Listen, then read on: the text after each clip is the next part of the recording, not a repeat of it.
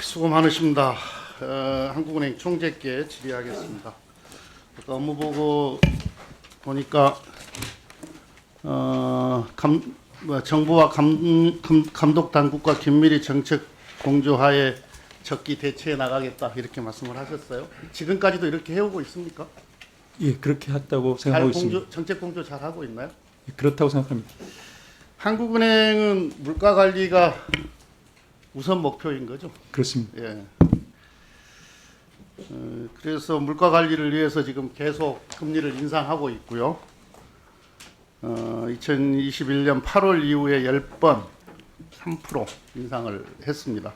이게 실제 가계대출 금리를 보면 코로나 이전에 비해서 한 2배 정도 올랐고 그만큼 가계나 기업이 큰 부담으로 지금 와 있는 그런 상태입니다.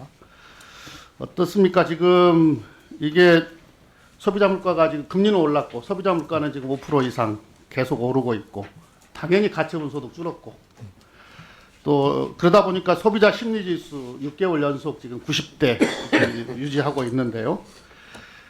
경기 침체 국면에 들어섰다 이렇게 봐야 됩니까? 한국은행은 어떻게 보고 있습니까? 경기 침체를 음의 성장으로 얘기하면 지난 4분기에 마이너스 0.4% 성장을 했기 때문에 이제 시작 징후가 보인다고 얘기할 수 있고요. 1, 4분기는 저희가 내일 모레 이제 다시 발표를 하겠습니다만 저희는 음세 성장은 아니지 않겠나 이렇게 생각하고 있습니다. 구체적인 숫자는 그러면 뭐 스태그플레이션, 네, 물가는 오르고 경기는 침체하는 상황 이건 아니라고 보십니까? 이제 어떻게 정의하냐에 따라 다른데요. 만일에 두 연속 분기 음의 성장이라고 하면 아니지만 어쨌든 상반기에는 굉장히 어려운 상황이 지속될 것으로 보고 있습니다. 이 금리 인상 0.25%, 0.5% 어떤 분들은 이게 단순히 숫자에 불과할지 모르겠으나 기업이나 또는 중소기업이나 우리 영세 서민들에게는 일반 국민들에게는 아주 생사를 가르는 숫자 아니겠습니까? 이거 0.25냐 5냐 뭐 이런 이 금리 인상에 따라서 죽고 사는 문제로 다가오기도 합니다. 그래서 아주 신중을 기해야 되는 건데요. 어쨌든 지금 한국은행은 한국은행의 본연의 임무를 다하기 위해서 계속 기준금리를 인상을 했는데 정부는 이게 고금리가 민생이나 또는 산업경제 전반에 영향을 미치니까 정부가 지금 의도적으로 시장에 개입을 했어요.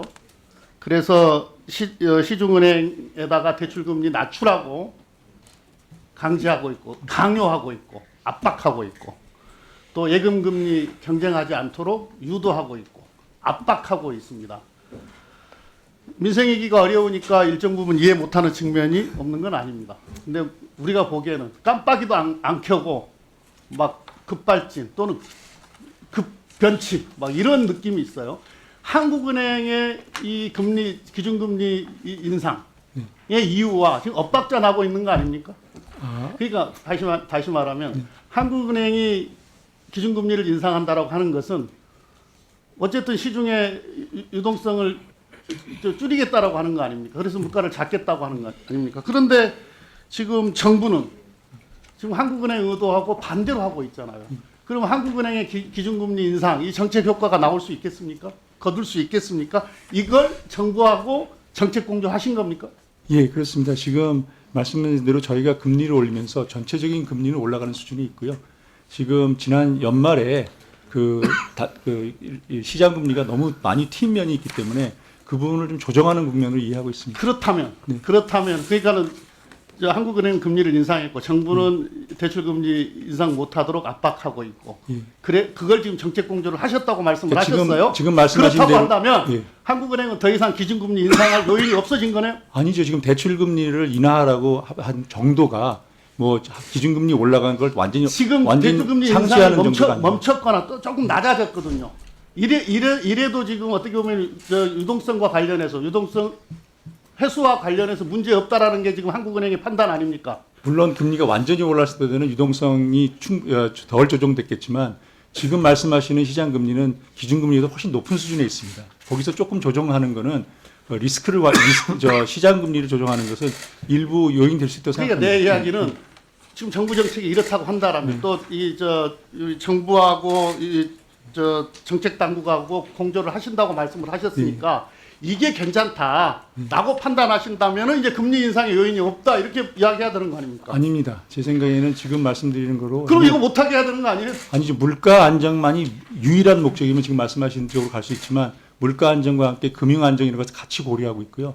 전반적으로 금리가 올라가는 수준에서 시중 금리를 약간 리스크가 있는 부분을 좀 그렇죠. 줄이는 그러니까 거는 물가 안정뿐만 아니라 다른 경제 상황까지 전반적으로 고려한 정부 정책이 있다고 한다라고 한다면 네. 한국은행 판단도 그렇게 해야 되는 거 아닙니까? 아닙니다. 전반적으로 정부도 마찬가지로 물가 안정이 우선되기 때문에 저희가 뭐, 이때까지 말씀을 인상 그렇게 기조를 한 거고요. 아니 피하지 않습니다. 지금 말씀드리는 것은 이거를 하나로 그냥 무조건 금리가 올라가면 모든 금리가 다 동일하게 올라간다고 생각하지는 않습니다. 금리 인상 요인과 금리 동결 요인이 두 개 다 지금 함께 상존하고 있죠. 네, 지금 미 연준이 금리 인상 이어갈 것 같고 네, 또 원달러 환율 이거 한동안 안정돼 있다가 1,300원대 다시 찍었고 이건 금리 인상 요인이죠. 그렇습니다. 그다음에 그 내수 회복 속도가 지금 회복되지 않고 있습니다. 회복이 안 되고 있습니다. 네, 수출은 부진합니다. 네, 기업 심리가 위축됐어요. 투자 심리도 위축됐고 이런 흐름이 지속되면 안 되기 때문에 이 부분은 또 금리 동결 요인이 됩니다. 이게 지금 함께 공존하고 있는 그런 상황인데 지금 우리가 민간 부분의 부채 비율이 223.7% 거의 부채 기반 경제라고 해도 무방할 정도인데 이 금리 인상에 취약한 서민 자영업자 또는 이 기업에 대한 대책을 정부가 촘촘히 세워놨다고 한다면 한국은행의 기준금리 인상을 어떻게 보면 받아 안을 수가 있을 텐데 그에 대한 대책이 충분치 못한 상태이기 때문에 우리 경제에 대한 미칠 영향 매우 우려스러운 상황 아닙니까? 네. 그래서 지금 내일 모레 지금 이 성장률을 제고하고 경기 침체에 늦게 빠지지 않도록 이런 종합적인 판단을 해서 결정을 하시게 될 텐데 내가 올려라 내려라 해서는 뭐 말할 수 없잖아요. 신중하게 잘 판단하시고. 예, 그렇죠. 지금 고민이 많은 상황입니다. 그래서 모두 발언에 제가 정교한 대책이 필요하다는 말씀이 이런 모든 요인 말씀하신 요인을 금통위원들과 다 상의하도록 하겠습니다. 네, 수고하셨습니다. 다음은 존경하는 서영교 의원님 질의해 주시기 바랍니다.